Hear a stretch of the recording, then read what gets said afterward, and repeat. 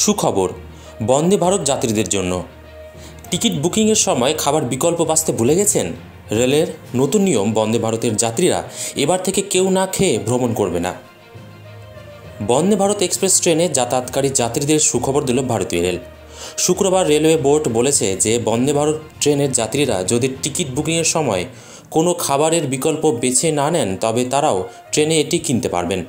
বন্দে ভারত ট্রেনে current booking এবং নন অফটি যাত্রীদের পছন্দ এবং পর্যাপ্ত খাবারের সুবিধা প্রদান করার জন্য এই ট্রেনগুলিতে খাদ্য সামগ্রী বিক্রি এবং পরিষেবা আইআরসিটিসি দ্বারা পুনরায় শুরু করা যেতে পারে।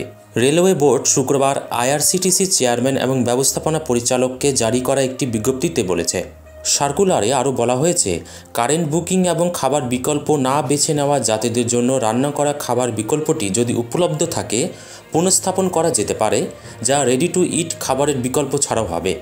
রেলের এক আধিকারিক বলেছেন, প্রায়শই এমন হয় যে আপনি বুকিংয়ের সময় প্রিপেড খাবার বেছে নেন না, তবে ভ্রমণের সময় এমন পরিস্থিতি তৈরি হয় যে আপনি খাবার কিনতে চান। এই ক্ষেত্রে আইআরসিটিসি কর্মচারী দিতে অস্বীকার করে। বিপুল সংখ্যক যাত্রী প্রায়শই এই অভিযোগ করেন। এর কারণ হিসেবে বলা হয়, তিনি টিকিট বুক করার সময় এই বিকল্পটি বেছে নেননি।